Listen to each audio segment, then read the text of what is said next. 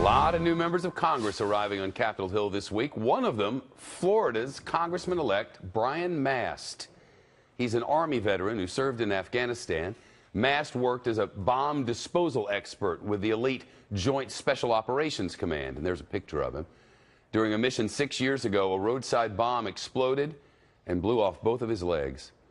While Staff Sergeant Mast was recovering from his injuries, he promised to continue serving the American people. After months of rehabilitation, difficult rehabilitation, he only got a degree from Harvard University and then started his run for Congress. Now he'll be representing the state of Florida in the U.S. House of Representatives, and one of his goals is to reform the Department of Veterans Affairs. Congressman-elect Brian Mast joins us now live from Washington. Congressman-elect, thank you so much. Thank you for your service to all of us and to our nation and for representing the people of Florida. What district is it? I hear it's the Villages. It's Florida's 18th Congressional District. It's a little south of the Villages. A little south of there. Congratulations. Why, after all you've been through, well, first of all, how did this happen in Afghanistan? What are your memories thereof? What should people know?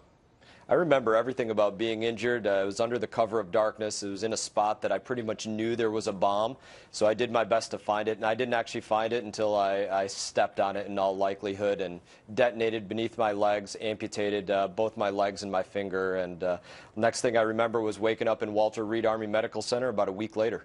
Thank God you ended up there. I wonder if there was a time when they were concerned, because your injuries were such that it could have been very difficult to survive that. I think it was, you know, there was certainly concern when I was going through Landstuhl, Germany, but I can tell you when I woke up in Walter Reed next to heroes, you know, courageous heroes that sustained much more serious injuries than my own, you know, guys that are missing 3 limbs and 4 limbs and that are blind and burned, they inspire you to keep going, to let you know that it doesn't matter what you face, you overcome it, and that's what got me to today. Well, I love to hear it, and that you've decided to go run for Congress first, and now that you've won the seat, what's your biggest priority for the people of your district?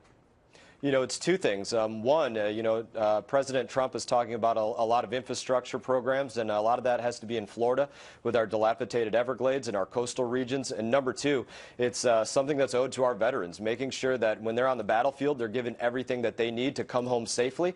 And when they come home from that battlefield, that they're given everything that they deserve from the Department of Veterans Affairs. Well, I want to talk about both of those things. Florida's waters have been in really dire straits for decades now, and as much as one party or another says they will and they really haven't restored them. And I wonder if you feel like President Trump and this administration will be one that you can work with on these matters.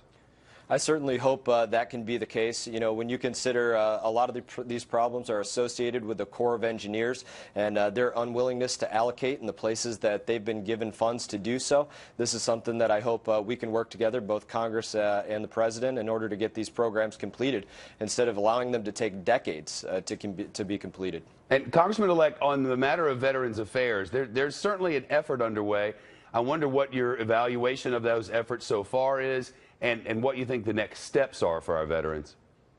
I don't think nearly enough has been done for our veterans, and I think people have to be at this place, you know, in their heads that, you know, the price for freedom is very high, and we do have Americans that are always willing to pay that price for freedom, but we cannot take that for granted. And that's what's going on right now by the VA in far too many cases. They are taking for granted that willingness of our service members to go out there and give everything they have. These service members have to be offered the opportunity to get their care wherever they want it, the VA or somewhere else, so that they're getting the care that they feel is best for themselves. So your proposal here is that veterans don't have to go to just the VA. They can go anywhere, and our people ought to pay for our people, period. That's exactly right. There is a Veterans Choice program that exists out there right now, but it's largely used for veterans that maybe they meet a certain threshold of a wait time, or maybe they live too far from their VA facility, so that might be a reason that they're given access to what they call Veterans Choice. This is something that should be given access to for every single service member that comes off the battlefield, so that they can choose the care that's best for themselves, and even beyond that, so that the VA has to compete for their care, so that the VA becomes a better institution of health. Man, that makes so much sense. I wonder if it'll fly in Washington. I wish you nothing but Godspeed. Brian Mast followed his father's footprints and enlisted in the United States Army, where he enjoyed service, as he puts it, for 12 years. Was injured, then got a degree, and now will serve Florida's 18th. Sir, all the best, and again, thank you so much. All the best to you. Thank you.